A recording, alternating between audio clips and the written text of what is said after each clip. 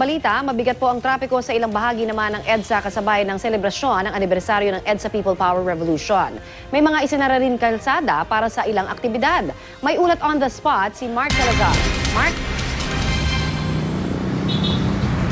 Connie, ang tinutukoy mong masikip ay yung northbound mula Makati dahil ang tukod na ngayon ng traffic dyan ay mula na dun sa Buendia hanggang sa May Shaw Boulevard dahil kagaya ng binanggit mo, simula midnight kanina ay sarado na yung northbound ng EDSA mula Shaw Boulevard hanggang Santolan para magbigay daan dito sa selebrasyon ng 29th anniversary ng EDSA 1. Pero itong kinaroroonan ko sa aking likuran, kung makikita nyo parang Sunday morning ang daan. Ito yung southbound ng EDSA. At maluwag na maluwag itong daan na ito hanggang makalampas ng Ortigas, hanggang doon sa may EDSA Shrine at sa mall dyan at dire-diretso na ng Makati.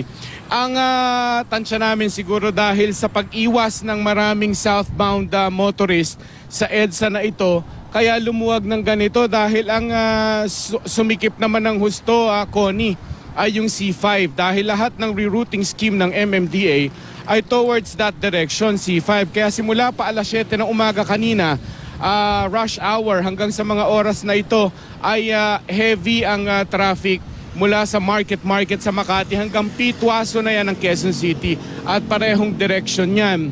Nagpakalat ang MMDA ng mahigit 1,000 mga constable para bigyang gabay yung mga motorista dito sa mga rerouting schemes na ginawa nila. At dahil nga sa ang lahat ay pumunta sa direksyon ng C5 ay doon sumikip at ganito namang kaluwag ngayon sa EDSA southbound. Balik sa'yo, Connie. Maraming salamat, Mark Salazar.